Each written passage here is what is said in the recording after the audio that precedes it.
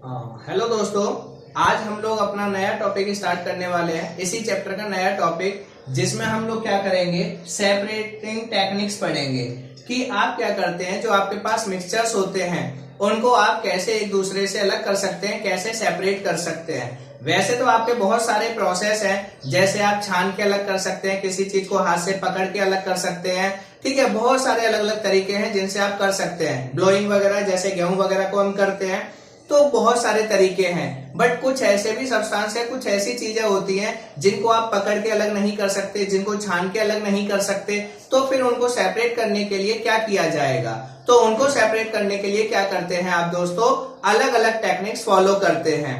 तो वही आपकी डिफरेंट तरीके की सेपरेटिंग टेक्निक्स को हम क्या करेंगे, अब स्टडी करेंगे। ठीक है, एक एक दो दो करके आपके क्या करेंगे, स्टडी करेंगे, क्योंकि वो आपके लिए जरूरी है। तो आपकी सबसे पहली जो सेपरेटिंग टेक्निक दी गई है, अब क्वेश्चन ये कि आपको सेपरेट करके, चीजों को अलग अलग करके क्या होता है। दोस्तों, चीजों को अलग अलग करके क्या होता है, उनको स्टडी करना, उनके कैरेक्टर को जानना, और मिक्सिंग होने के बाद उनके कैरेक्टर में क्या चेंजेस आते हैं, इन सबको हम इजीली स्टडी कर सकते हैं। तो सेपरेशन से बेनिफिट ये होता है कि आप चीजों को अलग अलग कर सकते हैं, साथ के साथ उनकी स्टडी को भी इजीली स्टडी, उनके जो कैरेक्टर्स हैं उनको भी इजीली स्टडी कर सकते हैं, या उनकी प्रॉपर्टीज को और अच्छे से डिटेल में स्टडी कर सकते हैं। तो इसी कड़ी में आपकी सबसे पहली जो सेपरेटिंग टेक्निक है, बहुत सिंपल सेपरेटिंग टेक्निक है, जिसमें जो एनसीईआरटी में दी गई है, coloured component from blue black ink. कि आपके पास क्या है, इंक है, आपकी क्या है, आपके पास इंक है। इंक में ऐसा नहीं है कि एक ही कलर है, आपके उसमें क्या कर दिया, मिक्स कर दिया। ठीक है, आपका क्या कर दिया, मिक्स, मतलब आपको मिक्सचर ऑफ कलर दे दिया। ठीक है, क्लियर। इसमें बेसिकली आप यही समझना कि आपके पास ब्लू ब्लैक इंक है, जिसमें से आपको क्या करना है, कलर्ड सब्सटेंस को, जो बाकी उसके इंग्रेडिएंट हैं जिनसे वो चीज मिलके बनी है, आप उनको क्या करना चाहते हैं, सेपरेट करना चाहते हैं। तो आप कैसे उस चीज को सेपरेट करेंगे, या कैसे उस चीज को क्या करेंगे, अलग करेंगे। तो जब आप ब्लू ब्लैक इंक में से आप क्या करना चाहेंगे, डाई को अलग निकालना चाहेंगे, या जो जिनसे ये मिलके बनी है उन चीजों को अलग निकालना चाहेंगे, तो आपका इसमें क्या यूज होता है, आप इसमें बहुत ही सिंपल मेथड यूज करते हो, जिसको हम लोग कह सकते हैं इवेपोरेशन। अब आपका सिंपल इवेपोरेशन क्या होता है, जो आपने पढ़ा है कि मैं क्या कर दूं, चीजों को हीट करने रख दूं और अपने आप को क्या हो जाएंगे, उड़ जाएंगे। बट इसमें थोड़ा सा स्पेशल हो जाता है। ठीक है, जनरली पूछता नहीं है, बट अगर पूछे तो आपको पता होना चाहिए कि इवेपोरेशन से हम कर सकते हैं और कैसे, इसलिए मैं मैकेनिज्म बता रहा हूं। ये वाली बहुत कम पूछी जाती है, बट फिर भी पढ़नी है, क्योंकि सिलेबस में है तो स्टडी तो करनी पड़ेगी। तो आपकी क्या है, आपने क्या किया, सपोज आपको इसको अलग करने के लिए दिया गया, तो आप कुछ भी नहीं करेंगे। सिंपल आप क्या लेंगे, एक बीकर लेंगे। इसमें बस ये ध्यान रखना कि आप कहीं ऐसा ना करें, इंक को ले लें और उसको डायरेक्ट हीट कर दें, तो वो क्या हो जाएगी, बॉयल हो जाएगी। दोस्तों, उसको डायरेक्ट हीट नहीं करना, क्या करना है, इवेपोरेशन। अब देखो, इवेपोरेशन एक स्पेशल तरीके से आपको दिखाया गया है। आपने क्या लिया, ये आपने वॉच ग्लास लिया, जो कांच की कटोरी सी आती है, लैब के अंदर मिल जाएगी, वॉच ग्लास कांच की होती है। ठीक है, आपने उसको क्या रखा, उसमें आपने इंक ली, जो भी ब्लू ब्लैक इंक है, जिसमें से आपको कंपोनेंट्स को क्या करना है, सेपरेट करना है, अलग करना है। आपने वो ब्लू ब्लैक इंक ली, किसके अंदर, वॉच ग्लास के अंदर। उसको आपने क्या किया, डायरेक्ट हीट नहीं किया, उसको आपने क्या किया, एक बीकर लिया। बीकर में क्या भरा दोस्तों, पानी। आपने क्या किया, पानी को गर्म करते गए, पानी को गर्म किया, गर्म किया, गर्म किया, गर्म होते होते वो आपका क्या होने लगेगा, उबलने लगेगा, बॉईल होने लगेगा। जैसे ही आपका गर्म होगा तो इसमें से क्या निकलेंगी, वाटर वेपर्स निकलेंगी। वो वाटर वेपर क्या होंगी, इस कटोरी के बॉटम से टकराएंगी, ये इस कटोरी के या इस वॉच ग्लास के बॉटम से टकराएंगी, और बार बार जब इससे टकराएंगी तो ये भी क्या होगी, धीरे धीरे हीट होने लगेगी, गर्म होने लगेगी। जब ये गर्म होने लगेगी तो आपकी इंक भी क्या होगी, हीट होने लगेगी, गर्म होने लगेगी। तो उसमें क्या होती है, दो चीजें प्रेजेंट होती हैं। एक होता है दोस्तों वॉलेटाइल सब्सटेंस, ठीक है, क्या, वॉलेटाइल सब्सटेंस, और दूसरा होता है नॉन वॉलेटाइल। ये ज्यादा नहीं है, इसको कंफ्यूज मत होना, बहुत इजी है। वॉलेटाइल का मतलब ऐसी चीजें होती हैं जिनको आप खुला छोड़ दें तो वो अपने आप ही क्या हो जाती हैं, उड़ जाती हैं। जैसे पेट्रोल, पेट्रोल को जब आप खुला छोड़ देते हैं तो वो सारा का सारा क्या हो जाता है, उड़ जाता है, उसमें बचता ही नहीं है कुछ भी। अमोनिया का सॉल्यूशन। अमोनिया के सॉल्यूशन को अगर आपने खुला छोड़ दिया तो अमोनिया तो उड़ जाएगी सारी, सिर्फ क्या बचेगा नीचे, पानी। क्लियर। तो इसी तरीके से क्या होता है कि ये जो इंक होती है इसमें कुछ ऐसे सब्सटेंस होते हैं जो आपके क्या होंगे, गर्म होने पे क्या हो जाते हैं, उड़ जाते हैं वेपर बनके, और जो सॉलिड पार्टिकल होते हैं वो आपके वहीं नीचे रह जाते हैं, जिनको हम नॉन वॉलेटाइल सब्सटेंस कह सकते हैं। इसको अगर आप और इजी करना चाहते हो तो इंक में क्या किया होगा आपने कि आपने इंक के अंदर वाटर के अंदर मिलाया होगा सॉलिड पार्टिकल को, तब इंक बनी होगी। तो जो सॉलिड पार्टिकल है वो तो आपके यहीं नीचे रह जाएंगे, और जो वाटर होगा एक्सेस वाटर वो आपका गर्म होने पे क्या हो जाएगा, वेपर में कन्वर्ट होके वेपराइज हो जाएगा, जिसको आप कहेंगे क्या, वॉलेटाइल। और नॉन वॉलेटाइल में आपका क्या आ जाएगा, जो सॉलिड है। तो मैं दोबारा बताता हूं, आप इसको डायरेक्ट हीट मत करना। अगर डायरेक्ट हीट कर लोगे तो आपकी इंक में ना तो सॉलिड मिलेगा ना कुछ, क्योंकि वो डायरेक्ट सारा हीट हो जाएगा, जल जाएगा, खत्म हो जाएगा, ये बिल्कुल चिपक जाएगा इस पे। तो आपको क्या करना है, आपको वाटर गर्म करना है। वाटर गर्म होगा, उसकी वेपर्स इससे टकराएंगी, उस वेपर से इसका धीरे धीरे टेम्परेचर बढ़ेगा, और वो टेम्परेचर इतना होगा कि वो वाटर को क्या कर दे, आपका वेपर में कन्वर्ट कर दे। बॉयल नहीं करेगा वो वाटर, वो उसमें जो इंक के अंदर वाटर है वो क्या हो जाएगा, आपका वेपर में बन के उड़ जाएगा। तो आपको नीचे सिर्फ और सिर्फ क्या मिलेगी, इंक मिल जाएगी, जिनसे वो जो उसके इंग्रेडिएंट होंगे, वाटर को रिलीज कर दिया, जो एक्चुअल में कंटेंट है वो आपको क्या हो जाएगा, मिल जाएगा। ठीक है। तो ये आपकी एक जनरल प्रोसेस है, इसमें बहुत ज्यादा डिटेल में नहीं। तो आपका जब क्वेश्चन आएगा आप कैसे सेपरेट कर सकते हैं, तो आंसर इवेपोरेशन आप लगा देना। बट इसमें इवेपोरेशन अलग तरीके से हुआ है। कैसे, देखिए ये रहा, इसमें आपने इसको डायरेक्ट नहीं किया, ये नहीं है कि धूप में रख दिया और उड़ता रहेगा। आपने क्या किया, पहले पानी को गर्म किया, वाटर की स्टीम को यूज किया, स्टीम से इसका टेम्परेचर बढ़ा, इसके टेम्परेचर से जो इसमें वाटर था वो वेपराइज हो गया। उसके बाद इसमें क्या बची, आपकी इंक बची, जो आपकी प्योर जो आपको चाहिए थी। तो आपका ये सबसे सिंपल मेथड है कि जिससे आप क्या करते हो, चीजों को सेपरेट करते हो। इस तरीके से आपने देखा होगा डेली लाइफ में बहुत सारी चीजें हम क्या करते हैं, एक दूसरे से सेपरेट करते हैं। फिर मैं कह रहा हूं ये बहुत ज्यादा यूजफुल नहीं है। एक्चुअल में जो यूजफुल मेथड्स हैं वो आपके अब शुरू होंगे सेकंड वाले पॉइंट से। ये वाला आपको शायद समझ में आ गया होगा। हाँ, ये जरूर समझ लेना वॉलेटाइल और नॉन वॉलेटाइल क्या होते हैं। वॉलेटाइल ऐसे सब्सटेंस को कहते हैं जो ओपन रखने पे उड़ जाते हैं, ना गर्म करना पड़ता ना ठंडा, जैसे ही रखोगे खुला छोड़ोगे अपने आप उड़ जाएंगे, उनको वॉलेटाइल सब्सटेंस। और जो आपको क्या है, उनको खुला रखो कुछ भी करो वो नहीं उड़ते, वैसे के वैसे ही रहते हैं, उनको कहते हैं नॉन वॉलेटाइल। क्लियर हो गया। अब आपके सेकंड मेथड जो जरूरी है, जहां से जबरदस्त क्वेश्चन बनते हैं, तो आइए उसी मेथड पे चलते हैं। और वो मेथड क्या है, आपका बहुत अच्छा मेथड है जो मैंने कल भी डिस्कस किया था थोड़ा सा, आज फिर उसको डिस्कस करता हूं। आपका कौन सा मेथड, जैसे आप क्या करते हो कि आप बटर, जो आप क्या करते हो, cream, separate cream from milk, की जो आपकी मिल्क होती है उसमें से क्रीम को सेपरेट करते हो। तो एनसीईआरटी की दूसरी हेडिंग है आपकी, ठीक है, separate cream from milk, separate cream from milk, कि आप मिल्क में से क्रीम को कैसे सेपरेट करते हैं। मैंने कल इस मेथड को आपको बताया था, बहुत सिंपल मेथड। कौन सा मेथड है आपका, सेंट्रीफ्यूगेशन। टेक्निक का नाम क्या है दोस्तों, centrifugation. Centrifugation is the technique by which you can separate the cream from milk, कि मिल्क में से जब आपको क्रीम अलग करनी होती है तो आप कौन सी टेक्निक यूज करते हैं, सेंट्रीफ्यूगेशन। अब ये है तो बहुत आसान, बट ये टीचर कैसे देगा, टीचर इसमें आपसे पूछेगा कि right the principle of centrifugation technique, और उसके बाद एप्लीकेशन, कि ये कहां कहां यूज होती है। बस ये दो चीजें और हम करेंगे, उसके बाद हमारी वीडियो कंप्लीट हो जाएगी। ठीक है, आज के लिए तो हमारा क्या है, सेपरेटिंग, कि आप दूध में से क्रीम को कैसे अलग करते हैं। तो वो आपकी टेक्निक का नाम क्या है दोस्तों, सेंट्रीफ्यूगेशन। ये जो सेंट्रीफ्यूगेशन टेक्निक है, ये काम कैसे करती है।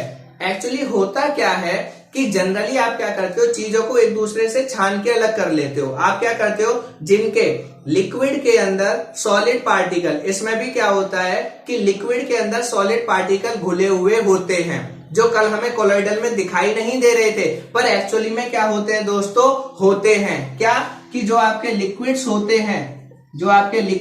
हैं उनके अंदर जो सॉलिड पार्टिकल है वो आपके क्या होते हैं, प्रेजेंट होते हैं। वो उसमें पूरे तरीके से घुले नहीं होते, वो उसमें होते हैं, घूम रहे होते हैं, पर हम लोगों को वो इतने छोटे होते हैं कि आंखों से दिखाई नहीं देते। इसीलिए मैं इनको फिल्टर करके या छान के फिल्टर पेपर से अलग नहीं कर सकता। इसीलिए मैंने एक स्पेशल टेक्निक बनाई कि ऐसे सॉलिड पार्टिकल जो लिक्विड में घुले होते हैं पर हमें दिखाई नहीं देते, जिनको फिल्ट्रेशन टेक्निक से अलग नहीं कर सकता, उनको अलग करने के लिए मेरी टेक्निक कौन सी है? सेंट्रीफ्यूगेशन। तो याद रखना, ये क्या करती है? सॉलिड पार्टिकल जो आपको दिखाई नहीं देते, जो बहुत छोटे होते हैं, जो फिल्टर पेपर से या फिल्ट्रेशन टेक्निक से अलग नहीं होते, उनको अलग करने के लिए यूज होती है। पहला पॉइंट। दूसरा, ये काम कैसे करती है? अब ये क्या होंगे, जब लिक्विड और सॉलिड हैं तो इसमें कुछ पार्टिकल ऐसे होंगे जो भारी होंगे, कुछ पार्टिकल ऐसे होंगे जो हल्के होंगे। तो सॉलिड पार्टिकल कैसे होते हैं? थोड़े से हैवी, थोड़े से क्या होते हैं? हैवी होते हैं, भारी होते हैं। इसके पार्टिकल क्या होते हैं? लाइटर होते हैं, हल्के होते हैं। लिक्विड के पार्टिकल कैसे होते हैं? लाइटर, हल्के। सॉलिड के पार्टिकल कैसे होते हैं? हैवी। तो आप क्या करते हो, जब आप क्या करते हो, रही चलाते हो, दही के अंदर क्या करते हो, जब रही चलाते हो बहुत तेजी से, तो आपके क्या होते हैं? जो मक्खन के पार्टिकल हैं, एक्चुअली में मक्खन जब पूरा इकट्ठा लोगे तो बहुत भारी लगेगा, पर जो उस टाइम उसके जो पार्टिकल होते हैं छोटे छोटे, बहुत छोटे छोटे, उनका मास क्या होता है? बहुत हल्का होता है। उनका मास क्या होता है? लिक्विड के कंपैरिजन में क्या होता है? बहुत हल्का।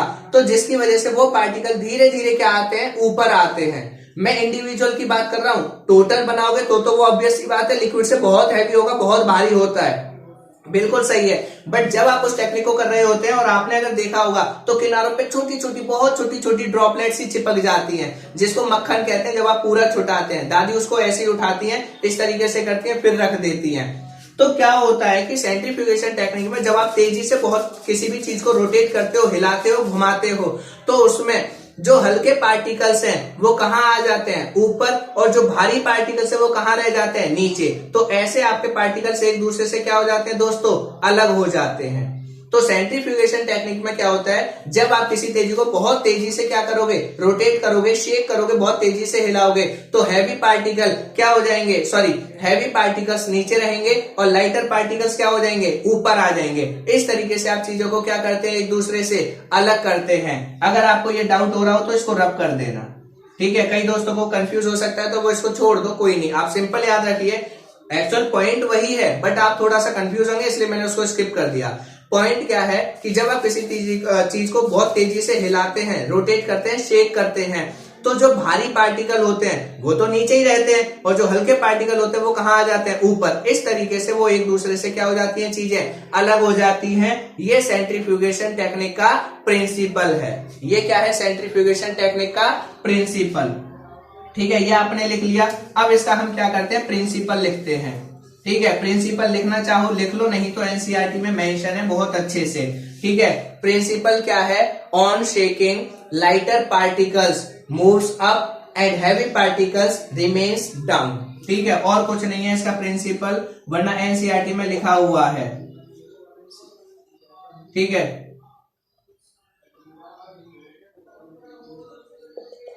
क्लियर? तो इसका प्रिंसिपल क्या है?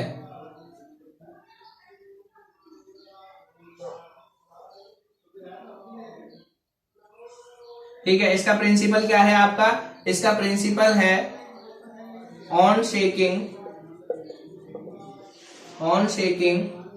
हैवी पार्टिकल्स या lighter particles moves up and heavy particles settle down लिख सकते हो या रिमेन्स डाउन।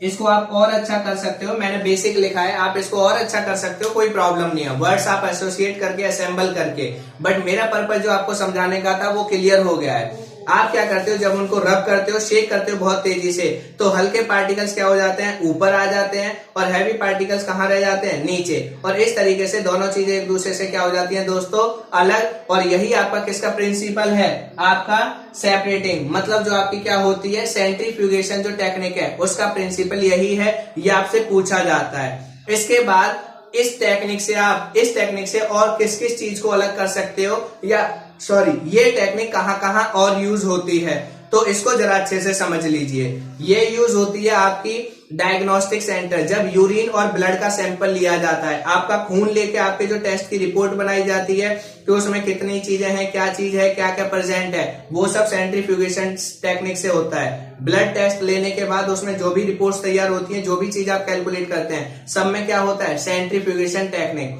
यूरिन का सैंपल लेते हैं, आपके यूरिन का सैंपल लेके उसका जब टेस्ट किया जाता है कि इसमें कितना क्रिएटिन है, कितना यूरिक एसिड है, कितना यूरिया है, कितना क्रिएटिनिन है, कितना एल्बुमिन है, वो सब भी आपका कौन सी प्रोसेस है, सेंट्रीफ्यूगेशन टेक्निक। तो जब आप लेबोरेटरी में ब्लड टेस्ट करते हैं और आप क्या करते हैं, यूरिन टेस्ट, तो उन दोनों टेस्ट को करने के लिए कौन सी टेक्निक यूज की जाती है, सेंट्रीफ्यूगेशन टेक्निक। क्योंकि इन चीजों में ब्लड के अंदर और आपको यूरिन के अंदर सॉलिड पार्टिकल दिखाई नहीं देते, बहुत छोटे पार्टिकल्स होते हैं। तो सेंट्रीफ्यूगेशन टेक्निक से क्या होता है, जो सॉलिड पार्टिकल्स होते हैं वो आपके जो हल्के होते हैं वो कहाँ आ जाएंगे, ऊपर, और जो भारी चीज होगी वो कहाँ रह जाएगी, नीचे। फिर आपको आसानी से आप उनके टेस्ट कर लीजिए, रिपोर्ट्स आपकी तैयार हो जाती है। तो पहला कहाँ यूज होती है, इन दी लेबोरेटरी या इन दी लैब फॉर यूरिन टेस्टिंग और ब्लड टेस्टिंग। यूरिन और ब्लड टेस्ट के लिए आपकी यूज होती है सेंट्रीफ्यूगेशन टेक्निक, पहली एप्लीकेशन जो एनसीईआरटी में है। दूसरा, घरों में या डेयरी में, घरों में या डेयरी में क्या करने के लिए, जो आपका क्या होता है, जो दूध होता है, दूध से क्रीम को अलग करने के लिए, या फिर मक्खन, जो आपका मक्खन को अलग करने के लिए किस में से, दही में से, दही में से मक्खन करने के लिए भी यही टेक्निक यूज होती है। आपका दूध में से क्रीम अलग करने के लिए भी यही टेक्निक यूज होती है। आपका किस में, जो लैब में ब्लड और यूरिन सैंपल होते हैं उनको अभी टेस्ट करने के लिए सेंट्रीफ्यूगेशन टेक्निक यूज होती है। ये 3 यूज हो गए। चौथा जो बहुत जरूरी यूज है, फोर्थ इसका यूज क्या है दोस्तों, जो आपको पता होना चाहिए। चौथा इसका यूज क्या होता है आपका, कि इसको, हाँ, जो आपकी वॉशिंग मशीन होती है, वॉशिंग मशीन में जो ड्रायर वाला पोर्शन होता है, वॉशिंग मशीन में जो कपड़े सुखाता है, ड्रायर वाला पोर्शन, वो क्या करता है, वो भी बहुत तेजी से घूमता है, जिसकी वजह से कपड़े में से पानी बाहर निकल जाता है और कपड़ा आपका ड्रायर के अंदर क्या हो जाता है, सूख जाता है। वो टेक्निक, ड्रायर भी, वॉशिंग मशीन का ड्रायर भी कौन सी टेक्निक पे काम करता है, सेंट्रीफ्यूगेशन। तो सेंट्रीफ्यूगेशन की 4 एप्लीकेशन हो गई। Blood and urine sample, blood और यूरिन सैंपल में क्या, separating cream from milk, cream को मिल्क में से अलग करने के लिए। उसके बाद कर्ड में से मक्खन, जो आपका दही है, दही में से मक्खन को अलग करने के लिए। और चौथा सबसे यूज कौन सा, कि जो आपका वॉशिंग मशीन का ड्रायर होता है वो भी सेंट्रीफ्यूगेशन टेक्निक पे काम करता है। जब वो बहुत तेजी से घूमता है तो वाटर ड्रॉपलेट उसमें से क्या होती हैं, बाहर निकल जाती हैं, जिसकी वजह से कपड़ा फटाफट सूख जाता है। तो आज आपकी हमने ये 2 टेक्निक पढ़ी। इन दोनों में कोई डाउट हो, कोई क्वेरी हो तो आप क्या कीजिएगा, कमेंट सेक्शन में डालिएगा। और वीडियो अच्छी लगी हो तो लाइक कीजिएगा, शेयर कीजिएगा और चैनल को सब्सक्राइब करना ना भूलें।